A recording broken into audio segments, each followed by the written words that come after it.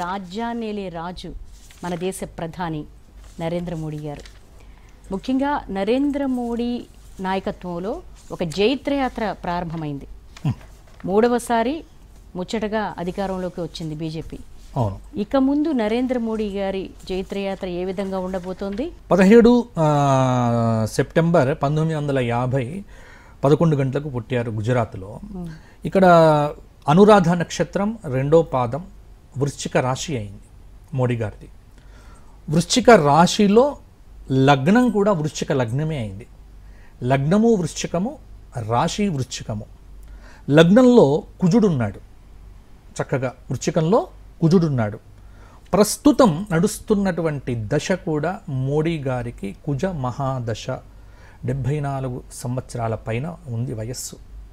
ఇప్పుడు కుజ మహాదశ నడుస్తూ ఉన్నది. కుజ మహాదశలో బుధుడి యొక్క అంతర్దశలో సూర్యుడి యొక్క దశ జరుగుతూ ఉన్నది. షష్టాధిపతి లగ్నాధిపతి అయినటువంటి కుజుడు లగ్నంలో ఉండటం అనేటువంటిది మొండివాడు, ఘటికుడు, ధర్మాన్ని ఖచ్చితంగా ఆచరింపచేసేటువంటి వాడు. కాబట్టి మోడీ యొక్క జన్మకుండలి పరిశీలన చేసిన తర్వాత నాకు అవగతమైంది ఏమిటి అంటే, కుండలిని మించినటువంటి దైవబలం సంపాదించిన వ్యక్తి.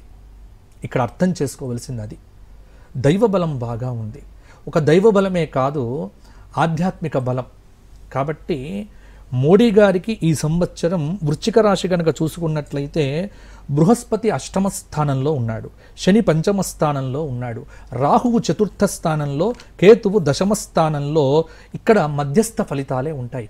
గత సంవత్సరం కంటే ఈ సంవత్సరం మోడీ గారి యొక్క కృషి పెరుగుతుంది.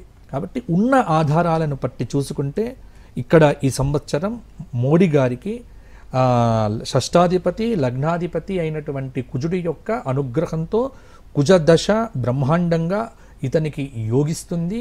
కాబట్టి మోడీ గారికి అద్భుతంగా ఉంటుంది. కొంత అనారోగ్య సూచన మాత్రం ఇబ్బంది పెట్టవచ్చు. అంటే మోడీ గారు ఆ విషయంలో కొంత జాగ్రత్తగా ఉండాలి. అలసిపోవడం ఉంటుంది, కొంత అనారోగ్యము, కొంత అటువంటి ఇబ్బందులు తప్ప మోడీ గారు ఇంకా పేరు తెచ్చుకుంటారు. మోడీ గారికి ప్రపంచవ్యాప్తంగా ఈ సంవత్సరము నీరాజనాలు చక్కగా పలుకుతారు.